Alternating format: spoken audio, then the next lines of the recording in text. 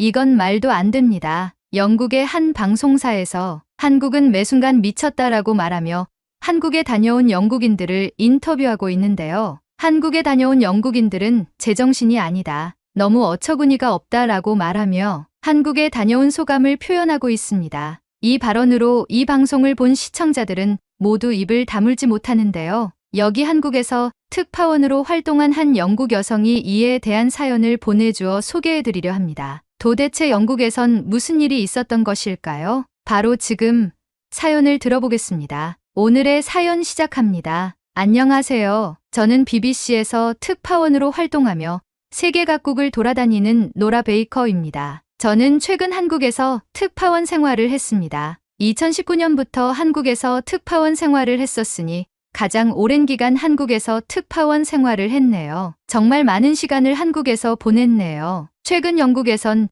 BBC 코리아의 관심도가 대단히 많이 증가하고 있어요. BBC 코리아에서는 한국의 뉴스와 인접국가의 뉴스를 보도하고 각종 이슈들도 여러분께 전달드리는 채널입니다. 저희 BBC는 50여 개의 나라의 해외 특파 협약을 맺고 있죠. 250여 명의 특파원들이 각 나라를 돌며 나라의 이슈와 인접국들의 뉴스를 전하며 전 세계에 관심이 있는 시청자들에게 유익한 정보를 전달하기 위해서 애쓰고 있습니다. 그런데 요즘 들어 BBC 코리아의 조회수와 영상 시청수가 급격히 많아지고 있어요. 제가 몸담고 있는 한국이라는 나라가 이렇게까지 무섭구나라는 것을 직접 체감하고 있죠. 가면 갈수록 핵폭탄 같은 무서움이 있다고 느끼는 나라예요. 저는 여러 나라를 취재하며 무섭다고 느꼈던 적이 한두 번이 아니었거든요. 저는 한국 이전에 특파원으로 갔던 나라가 이탈리아였어요. 이탈리아에서의 특파원 생활을 마치고 고국으로 돌아가 본사에 출근했을 때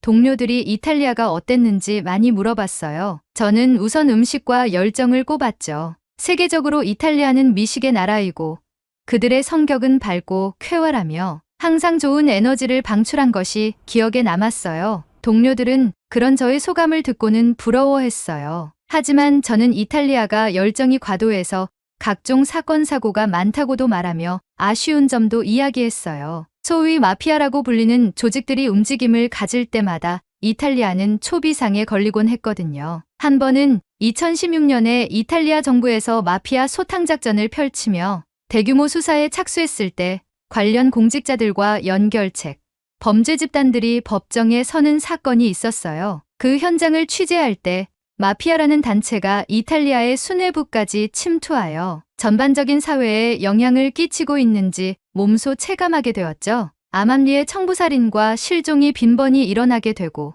그때는 정말 무서웠어요. 목숨을 내걸고 취재를 해도 될지에 대한 불안감이 컸죠. 하지만 저는 제 사명을 다해서 목숨을 부지하며 취재에 임했고 결국 살아 돌아왔습니다. 동료들은 제 노력에 공감해줬고 제 스스로도 보람된 특파원 생활이었다고 생각했죠. 가족들과 꿀맛 같은 휴가를 보낸 후 회사에서 연락이 왔어요. 다음 특파 행선지에 대한 내용으로 저를 회사로 콜했죠. 회사에 도착해서 팀장과 이야기를 나눈 후 저는 특파원 생활을 하며 그렇게 설레고 흥분되었던 적이 없었어요. 제 차기 발령지는 바로 한국이었기 때문이었죠. 그 당시 한국의 K-팝은 열풍이었고 한국의 문화산업이 전 세계적으로 인기를 몰고 있었어요. 게다가 2018년도에 한국과 북한이 정상회담을 가지고 한국과 북한이 평화의 이야기를 나누던 모습을 봤기 때문에 저에게 있어 한국이란 전 세계에 희망의 메시지를 전달하는 나라라는 타이틀을 가진 국가였죠. 저도 모르게 팀장에게 포옹을 하게 되고 한국으로의 특파원 생활에 대해 주변 지인들에게 소리치며 자랑하기 시작했어요. 나 한국에 간다 라는 말을 얼마나 많이 했는지 친구들도 처음엔 축하해주고 부러워하다가 나중에는 작작하라는 소리까지 할 정도였으니까요. 가족들도 이탈리아보다 더욱 안전한 한국으로의 특파 출장을 반겼어요. 제 동생 제임스는 한국 여행을 다녀온 적이 있는데 한국의 치안이 자신이 여태껏 여행 다녀본 나라 중에 최고라고 뽑으며 누나가 한국에 간다는 것에 안심이 된다며 저를 응원해 주었습니다. 하지만 부모님은 달랐어요. 한국이 휴전국이라는 이유 때문이었죠. 핵무기를 가지고 있는 북한이 인접해 있고 중국과 일본이 주변에 인접해 있는 작은 나라라는 인식 때문에 걱정이 많으셨어요. 그리고 세상에 범죄가 없는 나라가 어디 있냐면서 항상 조심하고 또 조심해야 한다고 당부하셨죠. 저는 한국이 정상회담을 한 이후 평화의 조짐이 보이기 때문에 그런 걱정은 안 해도 된다며 부모님을 안심시켰어요. 동생도 한국이 좋은 나라라는 것을 거듭 설명하며 저에게 힘을 실어줬죠. 그렇게 전 한국으로의 특파원 출장을 준비했습니다. 한국으로 출국는 비행기에 몸을 담는 순간 저는 설렘이 가득했어요. 세계적으로 인기를 얻고 있는 아시아의 작은 나라가 어떤 모습일지 정말 궁금했죠. 제가 탄 한국행 비행기는 한국의 대표적인 항공사였고 화면에는 한국의 K-팝 아이돌이 기내 안전사항을 전달하고 있었어요. 제가 탔던 비행기들 중 가장 세련되고 깔끔한 이미지를 심어주었고 승무원의 친절도는 상상을 초월했습니다. 그리고 승무원들이 하나같이 한국의 스타들과 같이 아름다움과 멋짐을 자아냈어요. 한국으로 출발하기도 전에 한국의 서비스에 감탄하게 되었고 제 설렘은 더욱더 커지기 시작했죠. 그렇게 안전하고 편안한 비행 끝에 저는 한국의 인천국제공항에 도착했어요. BBC 코리아의 직원들이 입국장에서 저를 맞이해 주었고 저는 벤을 타고 회사로 향했습니다. 창밖으로 보이는 풍경은 인터넷에서 보던 것보다 더 아름다웠고 산과 강이 어우러지고 고층 빌딩들이 줄지어 있는 모습이 한국의 수도라는 느낌을 주었습니다. 영국보다 더 세련된 건물들이 즐비하였고 자연과 어우러진 서울의 풍경이 저를 더욱 설레게 했습니다. 그렇게 저는 서울역 인근의 믹 한국지사에 도착했고 수많은 직원 동료들의 환호를 받으며 한국에서의 특파원 생활이 시작되었죠. 한국에서 특파원 생활을 하며 수많은 일들이 있었습니다. 2020년 봉준호 감독이 영화 기생충으로 오스카를 수상했고 BTS의 버터라는 노래가 빌보드 4주 연속 1위를 하며 한국의 문화 콘텐츠의 위상을 더욱 굳건히 자리 잡았고 그 밖에도 한국의 자체 군사력의 발전 동향 및 국외자의 시점에서 보는 한국의 정치 동향, 한국에서 일어나는 각종 사건 사고들을 취재하며 많은 시간을 보냈습니다. 물론 때때로는 힘든 일도 많았어요. 런던과의 시차로 인해 런던에서 취재 요청이 새벽에 들어올 때도 많았고 한국에서 열리는 집회에 참석하여 인터뷰를 하며 참석자들의 목소리를 들으며 같이 감정이 동요될 때도 있었습니다. 한국의 안타까움과 두려움을 자아내는 사건들도 많았죠. 이태원에서 할로윈데이 때 수많은 젊은이들이 하늘나라로 떠나버린 참사는 많은 이들의 안타까움을 자아냈고 한국의 젊은 층들이 경제에 허덕이는 모습들을 보며 마음이 아팠습니다. 그리고 엠번방 사건으로 디지털 성범죄를 행한 비인격 단체들의 행동에 화가 나기도 했어요. 그리고 한국의 정상회담을 지켜보고 평화의 메시지를 전 세계에 전하며 살기 좋은 나라라고 생각하며 한국에 왔던 제게 북한의 우크라이나 파병과 남한과 북한을 잇는 도로와 철도를 폐쇄하는 모습에 전쟁이 임박할 것이라는 분위기를 자아내어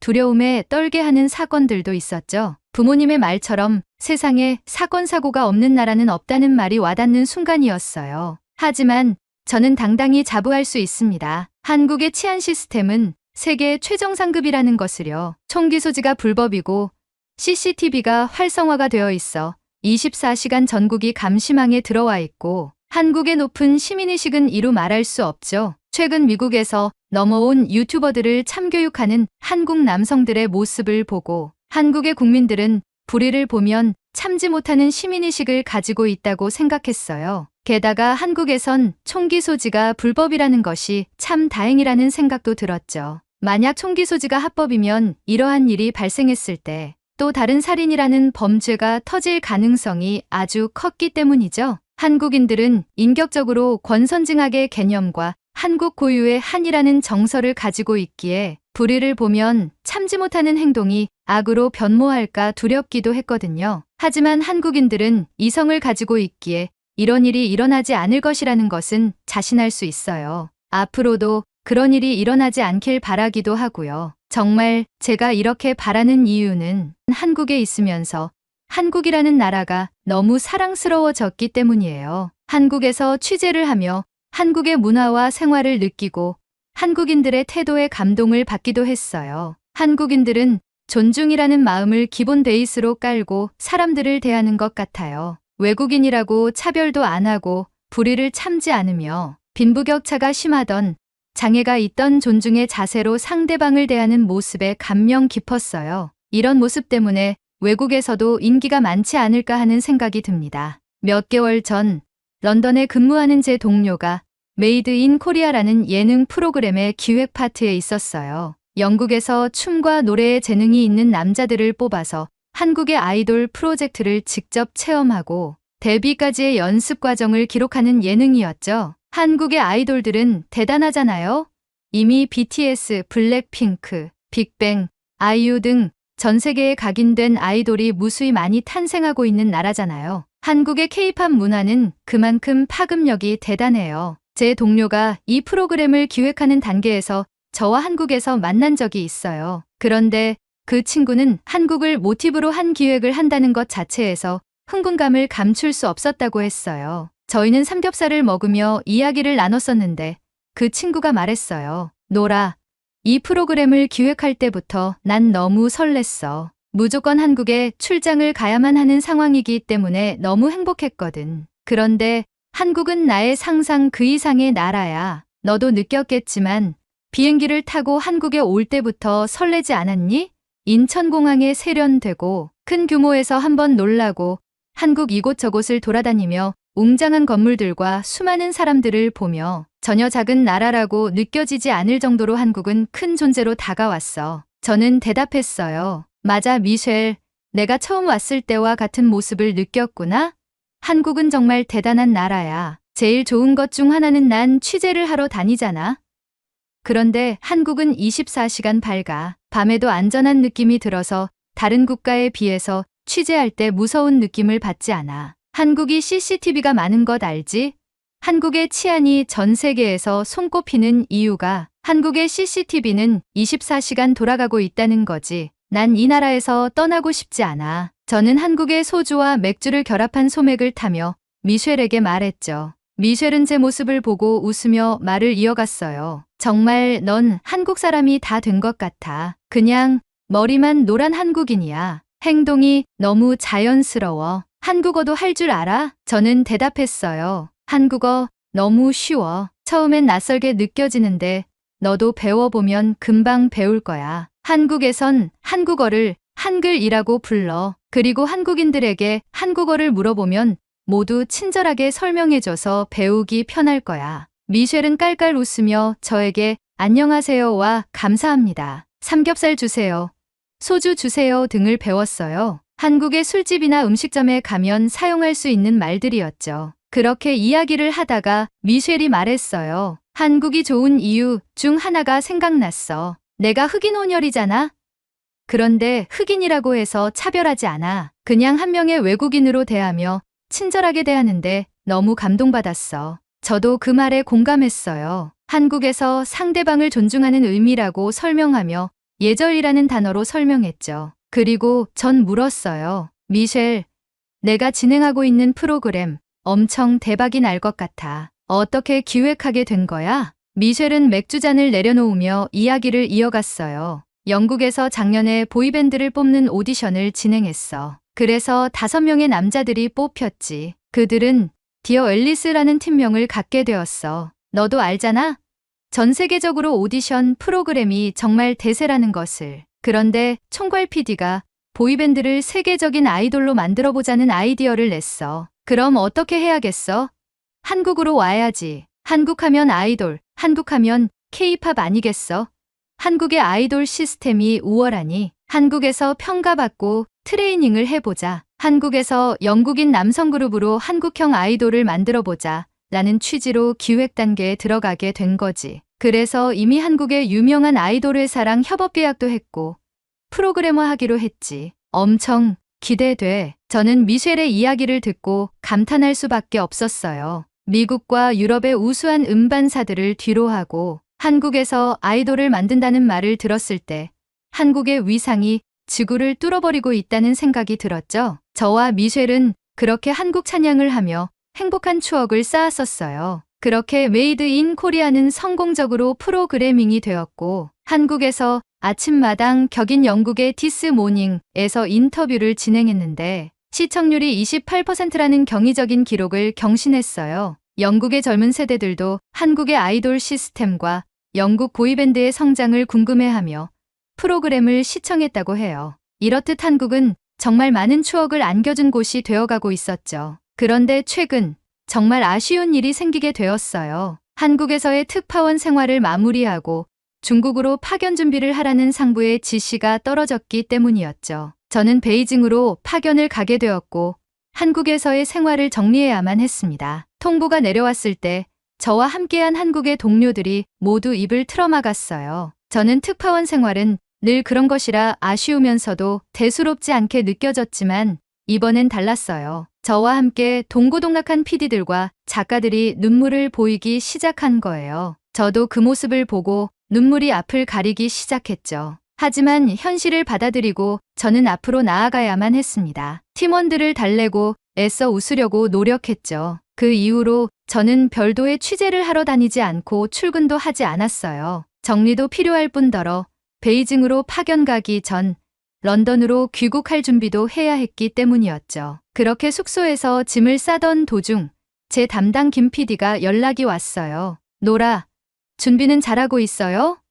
당신이 없으니까 허전해요. 저는 그 말을 듣고 마음이 아팠어요. 하지만 제가 슬퍼하면 모두 슬퍼할 것 같아 애써당당하게 말을 이어갔죠. 킴, 나도 너무 아쉬워요. 한국에서 눌러앉고 살고 싶을 정도라서 짐도 제대로 못 싸고 있어요. 짐을 싸다가 창밖을 보면 짐을 싸던 손을 놓게 돼요. 그러자 김 PD는 제게 말했어요. 나와요. 술이나 한잔해요. 제가 보내는 주소로 와요. 저는 알겠다고 말하고 나갈 준비를 했어요. 함께했던 동료가 챙겨주니 고마웠죠. 술 한잔하며 후를 털어버리기 위해 보내준 주소로 갔어요. 그런데 그곳은 평범한 술집이 아니었어요. 마치 집과 같았죠. 요즘 유행하는 로제의 아파트, 노래가 떠오르는 집이었어요. 저는 PD가 나를 집으로 초대한 것인가? 라는 생각으로 전화를 걸었어요. 주소에 도착했는데 아파트예요. 집으로 초대한 거예요? 그러자 김 PD는 내려오겠다고 말했어요. 저는 의문이 든 채 기다리고 있었고 김 PD가 내려왔죠. 그런데 당황스러운 일이 발생했어요. 엘리베이터를 타고 올라가던 도중 김 PD가 눈물을 흘리는 거예요. 저는 그녀를 달래며 말없이 안아주었어요. 그러자 김 PD가 눈물을 닦으며 미소를 지으며 고개를 끄덕였어요. 문 앞에 도착해서 그녀가 비밀번호를 누르고 문을 열어줬어요. 저는 고맙다고 말하며 안으로 들어갔어요. 불이 꺼져 어두웠고 현관에만 불빛이 가득했죠. 중문을 열고 들어가는 순간 놀라운 일이 벌어졌어요. 불이 켜지며 저와 함께 동고동락한 동료들이 고깔모자를 쓰고 풍선을 흔들며 저를 맞이해 주었고 거실에는 BBC 코리아의 최고의 특파원이라는 플랜카드가 붙어져 있었어요. 그리고 곧이어 폭죽이 터지고 케이크를 들고 작가님이 다가왔죠. 케이크에는 제가 취재용 마이크를 잡고 웃고 있는 캐릭터가 꽂혀 있었고 케이크에는 한국의 정을 그대에게 라고 적혀 있었어요. 저는 그것을 보는 순간 눈물이 왈칵 쏟아졌고 소리를 내며 크게 울어버렸어요. 팀원들은 그런 저에게 다가와 저를 꼭 끌어안아주며 수고했어요. 고생 많았어요. 사랑해요. 라는 말을 건네며 저를 달래주었죠. 그리고 저와 함께했던 카메라 감독님이 케이크의 크림을 제 얼굴에 바르며 울지마. 어떤 현장에서나 밝고 당당하던 노라 어디 갔어?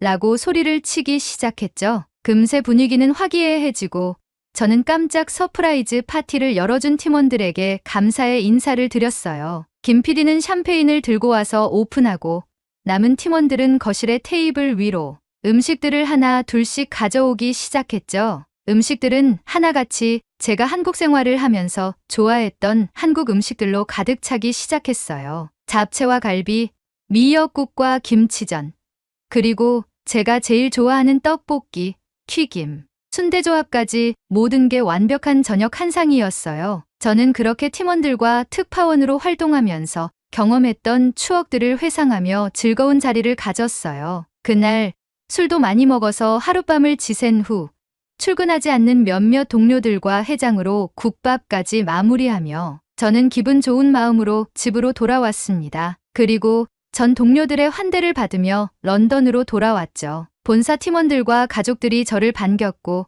한국에서의 생활을 엄청 궁금해했습니다. 저는 마지막에 한국인들의 정이라는 것을 느끼고 왔다고 말하며 이 부분에 대해 엄청 자세히 얘기해 주었죠. 팀원들과 가족들은 이 얘기를 듣고 한국으로 파견 가길 정말 잘했다고 말하고 몇몇은 부럽다고도 말했습니다. 저는 한국이라는 나라는 인생에 한 번은 꼭 가야만 하는 나라라고 한국 자랑을 입이 부르트도록 하고 다녔어요. 그만큼 한국이라는 나라는 저에게 제2의 고향처럼 자리 잡았습니다. 가족들과 모처럼 모여 저녁 식사 자리를 갖게 되어 식사를 하던 중 어머니가 제게 물었어요. 다음 파견 가는 나라가 중국이라던데 어디로 가는 거니? 저는 베이징으로 간다고 했고 기간은 미정이라고 했어요. 그러자 어머니는 제게 걱정 어린 말투로 말했어요. 중국인들이 유럽 여행을 오면 좋지 않은 모습들을 많이 보여줘서 그 나라의 중심부로 간다는 게 썩 내키지는 않다. 그리고 거긴 공산주의 이념이 강한 국가이니 다른 국가들보다 더 몸조리를 잘해야 할 거야. 저는 걱정하는 어머니를 여느 때와 같이 진정시키며 말했어요. 중국은 또 중국 나름의 매력이 있겠죠. 저도 보고 들은 것들이 있어서 걱정이긴 한데 제가 해야 할 일인걸요. 여차하면 바로 옆이 한국인이 한국으로 도망갈게요. 염려 마세요. 그러자 아버지가 웃으면서 말했습니다. 노라, 이전 국가들에서는 버텨보겠다고 말했으면서 한국이 오죽 좋으면 한국으로 도망가겠다고 말하는 거니? 한국이 그만큼 너에게 좋은 나라로 인식이 잡혔나 보구나. 너의 마음속에서 우러나온 말을 들으니 재밌구나. 가족들은 웃음을 터뜨렸고 저는 그 순간 한국이라는 나라가 얼마나 많이 제 가슴속에 자리 잡았는지 느끼며 같이 웃음을 터뜨렸습니다. 그렇게 저는 베이징으로 떠날 준비를 마치고 내일이면 중국행 비행기에 몸을 실어요. 중국은 한국과 다른 어떤 모험이 기다리고 있을지 기대가 됩니다. 하지만 분명한 건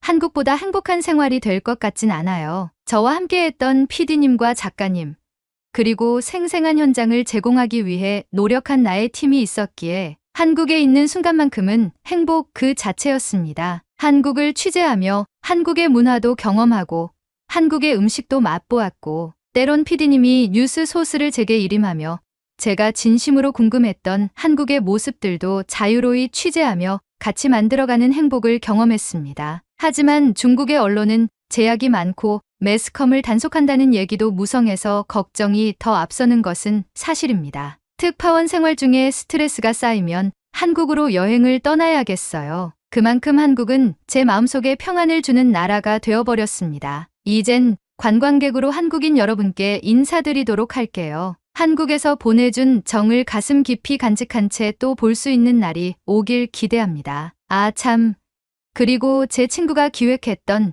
디어 앨리스가 데뷔를 하게 된다면 많은 관심 부탁드리겠습니다. 제 고국인 영국인들이 제가 사랑하는 나라인 한국에서 사랑받았으면 좋겠네요. 그렇게 한국과 영국이 서로 좋은 영향력을 주고받기를 기대합니다. 고마웠어요, 한국. 다음에 다시 만나요. 오늘의 사연은 여기까지입니다. 영국에서 한국의 인기가 치솟고 있다니. 영국 프리미어리그를 시청하는 한 사람으로서 영국을 더 사랑할 수밖에 없네요. 오늘의 이야기에 공감하신다면 구독, 좋아요 한 번씩 부탁드리겠습니다. 다음에 더 좋은 사연으로 여러분을 찾아뵙겠습니다. 시청해주셔서 감사합니다. 연일 뜨겁게 다뤄지고 있는 소말리의 행동에 한국을 넘어 일본과 이스라엘, 태국까지 과거를 상기시키며 관종 유튜버의 최후의 관심이 쏠리고 있는데요. 최근 유튜버들과 스트리머들 사이에서도 어텐션 시커, 소위 말하는 관심종자, 관종에 대해 말들이 많다고 합니다. 심지어 미국에서도 조니 소말리의 사건을 집중적으로 다루고 있다는데요. 여기 미국에서 조니 소말리 때문에 골머리를 썩고 있는 오늘의 주인공이 있습니다. 도대체 그녀에게 무슨 일이 있었던 것일까요? 바로 지금 사연을 들어보겠습니다. 오늘의 사연 시작합니다. 안녕하세요, 여러분. 저는 미국에 사는 38세 흑인 여성 나디아입니다. 직업은 언론사에서 기사 정리를 담당하는 에디터로 일하고 있어요. 오늘은 최근 한국에서 벌어진 사건에 대한 이야기를 해보려고 해요. 제가 이 사건을 접했을 때 분노와 걱정이 교차하며 하루 종일 속이 타들어가는 경험을 했거든요. 며칠 전 한국에서 조니 소말리라는 미국인 유튜버가 여러 범죄를 저지르고 다닌다는 소식을 듣게 되었어요. 그가 한국에서 도를 넘는 행동을 하며 논란을 일으켰다는 기사들이 연이어 올라왔고 같은 흑인이라는 이야기를 접하자 화가 치밀었습니다. 왜냐하면 저에게는 불의를 보면 참지 못하는 성격이 있거든요. 사실 저는 어릴 적부터 히어로물을 엄청 많이 봤거든요. 영웅들이 악당을 처단하고 정의를 구현하는 모습을 보며 자랐습니다. 슈퍼맨, 원더우먼, 배트맨과 캐스우먼, 그리고 우리의 다정한 이웃 스파이더맨까지, 심지어 저는 마블의 만화책과 영화도 모두 섭렵했죠. 세상이 검게 물드는 것을 막기 위해 자신을 희생하며 악과 싸우는 영웅들을 지금도 좋아합니다. 제가 언론사에 입사하게 된 이유도 그런 어린 시절의 꿈과 연관이 있어요. 아시다시피 슈퍼맨은 데일리 플래닛의 기자였고, 스파이더맨은 데일리 뷰글 신문사에서 사진기자로 일하며 각종 사건과 범죄에 관한 정보를 얻곤 했잖아요. 히어로들의 여러 범죄를 다루는 장면은 제 어린 시절 꿈을 자극했습니다. 저도 언젠가 사회의 불의를 밝혀내고 세상을 더 나은 곳으로 만들고 싶었어요. 그래서 결국 언론사에 입사하게 되었죠. 물론 제가 어릴 적부터 꿈꿔왔던 영웅이라는 것은 인류보다 더 우월한 운동신경과 초능력, 과학기술을 가져야만 하는 것이지만, 나이가 들며 영웅이라는 타이틀은 불의를 보면 맞서는 사람 모두를 지칭한다는 생각으로 변했죠. 꼭 특별한 능력을 가진 사람이 아니라 불의에 맞서 싸우는 사람이라면 누구나 될 수 있다는 생각을 하게 됐어요. 하늘을 날아다닐 수는 없지만 경찰이나 소방관, 심지어 범죄자를 때려잡는 일반인들이나 위기에 처한 사람을 구해주는 일반인들도 모두 영웅이라고 생각하며 저도 영웅이 되고 싶다는 생각이 들었어요. 그래서 어릴 때부터 운동도 열심히 했어요. 킥복싱과 주짓수, 검도 등을 배웠고 20대 후반부터는 한국의 태권도도 배웠었죠. 최근엔 종합격 투기를 취미 삼아 몸과 마음을 단련해오고 있습니다. 제가 너무 제 이야기만 늘어놓았네요. 아무튼 그런 제가 이번에 조니 소말리 사건을 접했을 때 그 분노는 쉽게 사그라지지 않았어요. 저를 더욱 안타깝게 만든 것은 바로 인종적 문제였습니다. 흑인인 조니 소말리의 무분별한 행동이 혹시라도 한국인들에게 흑인 전체에 대한 부정적인 인식을 심어줄까 걱정되었거든요. 한국은 요즘 전 세계적으로 대세잖아요.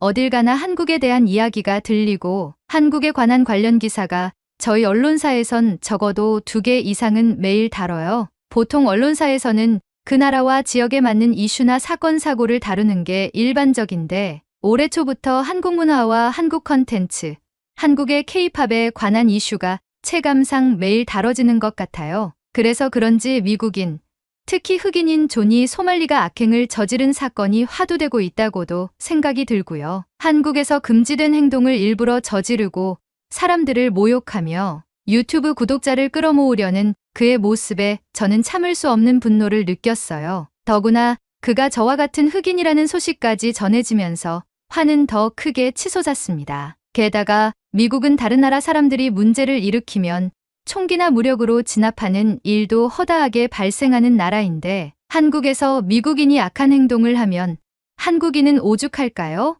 한국은 총기 소지가 불법이잖아요. 한국에서 소말리를 제압한 사람이 맨주먹으로 그를 쓰러뜨렸다는 이야기를 들었을 때 통쾌한 마음이 들기도 했지만 분이 풀리지는 않았습니다. 흑인이 그런 만행을 저질러서 혹여나 한국인들이 흑인들을 다 싸잡아서 차별하진 않을까 하는 우려도 되기도 했죠. 저도 한국 문화를 즐기는 미국인 중 한 사람으로서 이런 사건이 일어났다는 것이 참 안타까우면서 한국인들에게 미안해졌어요. 회사에서 하루 종일 조니 소말리 관련 기사를 정리하고 난 뒤 머리가 너무 복잡해졌습니다. 마음속 분노가 가라앉지 않았어요. 도대체 어떻게 사람이 이런 행동을 할 수 있지? 라는 생각이 머릿속을 떠나지 않더군요. 일을 마치고 퇴근을 하며 체육관에서 운동을 해야겠다는 생각이 들었어요. 운동을 하면서 스트레스를 풀어야겠다는 생각이었죠. 그래서 저는 지금 제가 하고 있는 종합격투기 체육관으로 달려갔습니다. 체육관은 저에게 스트레스 해소와 마음의 안정을 주는 곳이었죠. 그런데 그날 체육관에 들어서자마자 일이 터졌습니다. 제 친구들이 다가오더니 휴대폰을 들고 저를 둘러싼 거예요. 야, 나디야, 이거 봤어? 친구들이 다급하게 휴대폰을 들이밀었습니다. 그들이 보여준 영상은 다름 아닌 조니 소말리의 만행이었죠. 저는 한숨을 쉬며 친구들에게 외쳤습니다. 나 이거 직장에서 정리하고 왔어. 진짜 너무 화나서 도저히 참을 수가 없어. 그러자 같이 운동하는 친구들도 분노의 물결에 동참했습니다. 친구들 대부분이 저처럼 흑인들이라 그들의 반응도 격렬했어요. 이 자식은 대체 뭘 믿고 저렇게 깝치는 거야? 라며 분노했고, 또라이 같은 놈들은 맞아야 돼 라며 입에 담지 못할 욕을 하며 폭발했으며, 그중 한 명은 샌드백을 강하게 돌려차며 내 앞에 있으면 이렇게 담글 거야 라고 말했죠. 친구들이 분노를 터뜨리니 저도 모르게 동화되어 옷도 갈아입지 않은 채 샌드백을 힘껏 내리치고 사이드킥을 후려 갈겼어요. 순식간에 체육관 분위기는 뜨겁게 달아올랐고, 체육관에 있던 다른 운동인들도 무슨 일인가 싶어 몰려들었습니다. 결국 우린 하라는 운동은 안 하고 둘러앉아서 존이 소말리의 또라이 짓들에 대해 열띤 이야기를 나누며 휴대폰을 쥔 채 각종 정보를 검색하기 시작했어요. 검색을 하다 보니 소말리라는 인물은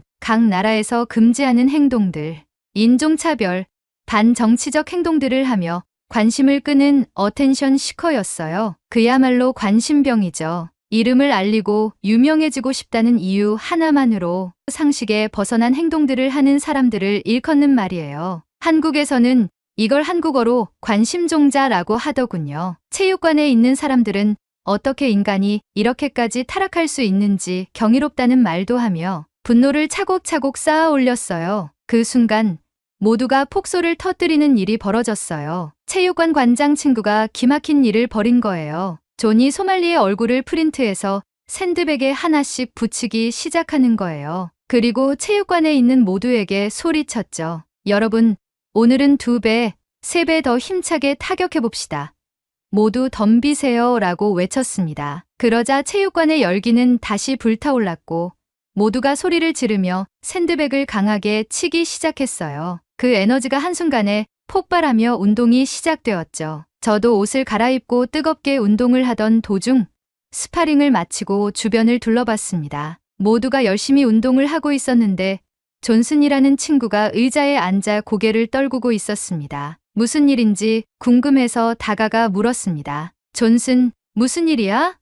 기분이 좋지 않아 보여. 그러자 존슨이 절 쳐다봤습니다. 그런데 그 눈빛이 너무 무서웠습니다. 그의 눈빛은 불타오르고 있었고 호흡도 거칠었습니다. 존슨은 말했습니다. 저 자식, 미국으로 돌아오게 된다면 뼈도 못 추릴 정도로 죽여놓을 거야. 저는 그 말에 당황하며 존슨을 진정시키려 했습니다. 존슨, 나도 화가 나. 하지만 검색해서 봤듯이 지금 한국에서 조사 중이라고 하잖아. 처벌받을 거야. 하지만 존슨은 아랑곳하지 않고 말을 이어갔습니다. 우리 흑인들이 이 땅에서 차별을 받지 않고 살아가는 데에도 수백 년이 걸렸어. 그리고 난 동양인들이 흑인들을 아직까지 차별한다는 것을 알고 있다고. 백인보다 흑인을 더 차별하는 세상이 저 자식 때문에 다시 심해질까봐 화가 나는 거야. 존슨의 말을 듣다 보니 저도 공감하게 되었습니다. 저는 마치고 존슨에게 술이나 한잔하자고 말했습니다. 친구들과 운동을 마치고 체육관을 나서며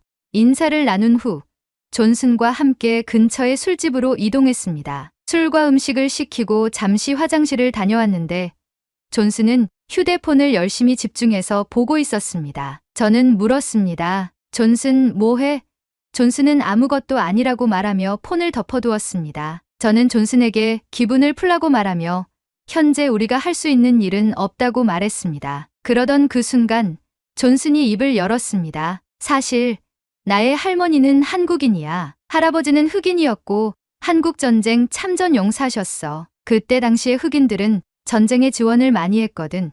미국에서는 흑인으로 차별을 받고 살아갔지만 군인이 되어 전쟁에 참여하게 되면 미군으로서 대우를 해줬으니까. 저는 존슨의 말을 듣고 존슨이 왜 그렇게 분노가 차올랐는지 단번에 이해할 수 있었습니다. 존슨은 말을 이어갔습니다. 소말리가 한국에서 한 행동 중에 동상에 했던 짓 있지.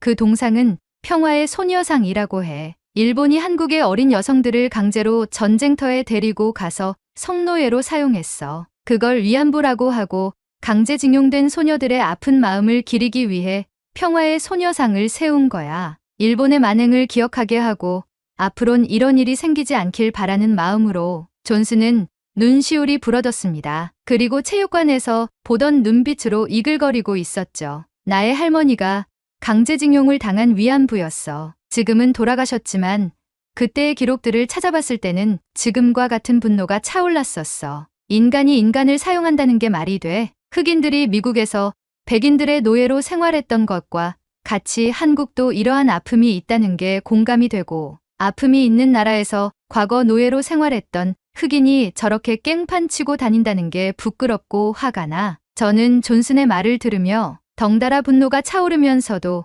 존슨이 왜 이렇게 화가 치밀어 올랐는지 이해할 수 있었어요. 존슨은 한국의 모든 사람들에게 소말리를 대신해 미국인으로서 미안하다고 사과하고 싶다고 했고, 아까 제가 화장실에 간 사이에 SNS에 소말리 관련 게시물에 미안하다고 댓글을 달고 있었다고 했어요. 그 모습을 보니 한 명의 관심종자 때문에 정신적 피해를 입는 사람도 생긴다는 생각이 들며 화가 났어요. 저도 존슨에게 직장에서부터 체육관에 올 때까지의 스트레스에 대해 얘기를 했어요. 이럴 때 히어로가 나타나서 정의 구현을 해주면 어떨까에 대해 얘기하니 존슨은 그제서야 피식거리며 웃기 시작했어요. 마치 어린아이 같다며 저를 놀려댔죠. 다시금 기분이 조금 풀린 우리는 자리를 마무리하고 각자 집으로 돌아갔습니다. 그리고 다음 날 출근을 해서 커피를 마시며 인터넷을 둘러보던 중 소말리에 대한 내용을 발견하게 되었습니다. 이 자식은 한국에서 또 무슨 사고를 친 거야? 하는 생각에 천천히 읽어봤는데 다름 아닌 소말리와 함께 방송을 하던 패거리의 신상 정보가 한국의 네티즌들에 의해 공개된 것입니다. 그것을 보고 소름이 끼치기 시작했습니다. 평소 신상을 조회하는 것은 경찰들이나 하는 행동이라고 생각했는데 역시 한국은 인터넷의 강국이라서 그런지 신상을 알아내는 것은 일도 아니구나라는 생각을 했죠. 그것을 본 저는 체육관 친구들에게 신상 정보를 공유를 했고 소말리뿐만 아니라 패거리들도 한국에서 나쁜 짓을 했다는 것을 알렸습니다. 하지만 이 선택은 제가 이 사연을 적게 된 가장 큰 실수가 되어버렸습니다. 단순히 체육관에서 운동할 때 뜨거운 분위기로 운동을 하던 것만 생각해서 장난삼아 공유한 글이 지금 글을 쓰는 제게 큰 고민거리로 눌러앉았기 때문이었죠. 저는 평소처럼 일을 마치고 체육관에 도착했습니다. 친구들이 절 반겨주었고 역시나 친구들은 제가 공유한 검색 내용을 이야기했습니다. 친구들이 추가적으로 알아본 바에 의하면 한국에서 현재 소말리 패거리를 황금 고블린이라고 말한다고 했습니다. 저는 황금 고블린이 무슨 얘긴지 몰라서 물어봤어요. 그러자 친구들은 PC게임에서 황금 고블린이라는 몬스터를 잡으면 수준 높은 아이템을 주는데 한국에서 소말리에게 주먹질 한 사람들이 영웅, 의인이라는 칭호를 부여받으며 네티즌들에게 고맙다는 말을 들으며 인기를 얻고 있다고 하더라고요. 그래서 한국에 힘 좀 쓰는 네티즌들이 신상을 조회하고 말 그대로 황금 고블린 사냥을 하러 다니는 거죠. 저는 다시금 한국인들이 대단하다고 느꼈어요. 그리고 한국인들은 절대 건들면 안 되겠다는 생각이 들었고 한국인들이 불의를 보면 참지 않는 높은 시민의식을 가지고 있구나 라고 감탄하며 옷을 갈아입기 위해 라커룸으로 들어갔습니다. 옷을 갈아입고 나왔는데 뭔가 허전한 기분이 들었습니다. 주변을 둘러보며 왜 허전한지 알아보려 하는 순간 번뜩이는 한 사람이 생각이 났죠. 바로 존슨이었어요. 존슨이 보이지 않는 겁니다. 저는 친구들에게 존슨이 왜 오지 않았냐고 물었어요. 친구들은 잘 모르겠다고 말하며 대수롭지 않게 넘겼습니다. 저는 순간 술집에서 나눈 얘기들이 떠올랐고 곧바로 존슨에게 연락을 했습니다. 하지만 존슨은 전화를 받지 않았죠. 걱정이 되기도 하며 불안한 마음이 자꾸 차올랐습니다. 혹여나 소말리 패거리에 분노하여 이성을 잃어버릴까봐 조마조마했습니다. 불안하고 답답한 마음에 운동을 제대로 하지 못하고 저는 체육관을 나서며 존슨에게 다시 연락을 했죠. 하지만 전화를 받지 않았고 저는 걱정되는 마음을 안고 집으로 향했습니다. 집에 도착해서 샤워를 마치고 존슨에게 무슨 일이 있는지 걱정되는 마음에 문자를 작성하기 시작했습니다. 그 순간 존슨에게 전화가 오는 거예요. 저는 전화를 바로 받아서 물었어요. 존슨, 무슨 일이야? 오늘 왜 체육관에 나오지 않았어? 수화기 너머에서는 존슨의 숨소리만 들렸고 저는 조마조마했습니다. 나디야, 소말리 패거리는 선을 넘었어. 이제 돌이킬 수 없어. 저는 존슨의 말이 이해가 가지 않아서 되물었습니다. 무슨 말이야? 돌이킬 수 없다니? 수화기 너머에서 한참의 정적이 흐르다가 존슨이 말을 했습니다. 내가 아는 형님들에게 어제 너에게 얘기한 이야기를 했어. 그러자 형들이 흑인의 수치라고 말하면서 한국에 소말리를 잡으러 가겠대. 한국에서 징역을 선고하지 않으면 바로 한국에서 응징한다고 하더라고. 그리고 내가 보낸 소말리 패거리 중 한 명인 준호라는 흑인이 미국으로 귀국했다는 정보도 알게 돼서 형들이 찾아낼 거라고 하더라고. 이 형들은 다 어릴 적부터 나와 알고 지낸 형들이고 이 형들의 할아버지들도 한국전쟁 참전 용사거든. 한국에 대한 애정이 남다른 형들이라 엄청 화났고 나는 더 이상 말릴 수 없어. 저는 말문이 막혀버렸습니다. 제가 공유한 내용 때문에 이를 키우게 된 것 같아 두려워지기까지 했습니다. 저는 존슨을 진정시키며 말했습니다. 존슨, 만약 너의 형들이 타국에 넘어가서 폭력을 행사하게 되면 일이 더 커질 거야. 더군다나 흑인을 넘어 미국인을 더 안 좋게 볼 수도 있어. 이건 당장 말려야 해. 하지만 존슨의 마음은 이미 굳어 있었습니다. 정의구현에 나서는데 누가 뭐라 할 거야? 찾아보니 한국에서 경찰들이 소말리를 붙잡아 두고 조사를 하는 게 소말리를 보호하기 위해서라는 말도 있어. 한국인들이 이렇게 분노하는데 처벌이 미약하면 안 된다는 말도 돌고 있고 이건 간과할 문제가 아니야. 패거리 중에 행크라는 놈이 있는데 미국 영주권자이면서 사고를 쳐서 한국으로 추방당했다던데 그리고 한국에서 소말리가 하는 만행을 기획하고 연출하는 놈이래. 각 나라에서 자극적인 소재를 찾아서 소말리에게 정보를 알려주는 놈이라고 하더라고. 그런데 그 자식은 벌조차도 받지 않고 있어. 상식 밖에서 행동하는 건 인간이길 포기한 것들이야. 그런 놈들은 벌을 받아야 해. 저는 아무 말도 할 수 없었습니다. 틀린 말은 아니지만 아무래도 타국에서 폭력을 행사한다는 것이 옳지 않은 생각이 들어 혼란스러웠습니다. 저는 존슨에게 말했습니다. 존슨, 내 마음을 충분히 이해하고 있어. 하지만 폭력은 아닌 것 같아. 죄를 지었으면 법의 심판을 받게 하는 게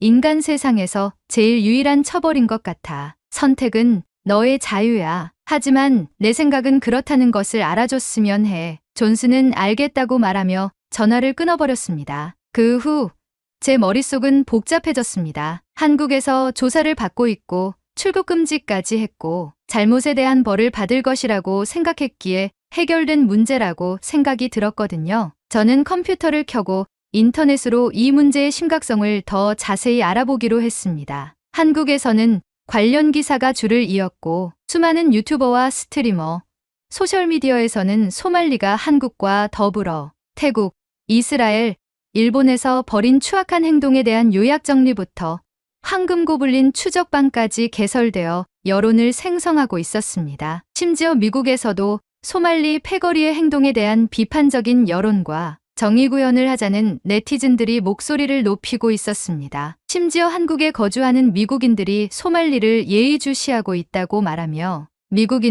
미국인이 처벌하겠다고 말하는 사람도 있었습니다. 한 명의 또라이가 이렇게 큰 파급력을 낸다는 것이 놀라우면서 혐오스러웠습니다. 하지만 제가 생각하기에는 이 사건을 중대하게 보고 미국으로 강제 송환한 뒤 미국법에 따라 조치를 취해야 한다고 봅니다. 하지만 각국의 여론이 들끓는 가운데 혼란만 가중되고 제가 어릴 적부터 봐왔던 히어로들의 정의구현처럼 소말리 패거리들에게도 정의구현을 하여 한국에 대한 미안한 마음을 대신하는 게 옳을 수도 있겠다는 생각도 문득문득 들어서 이렇게 사연을 보냅니다. 한국인 여러분은 이 사건을 어떻게 바라보고 있나요? 한국의 법을 자세히 몰라서 이런 경우에는 어떻게 처벌이 되는지도 궁금합니다. 그리고 혹여나 미국인들이 소말리 패거리에 대한 응징을 한다고 할 때는 부추기진 않았으면 해요. 복수해주면 좋긴 하지만 또 다른 가해자를 발생시키는 원인이 되기도 하니까요. 차라리 미국에서 이런 일들이 일어났다면 마음이 그나마 편했을 텐데 한국에서 이런 일이 벌어져서 정말 죄송하게 생각합니다. 아마 당분간은 회사에서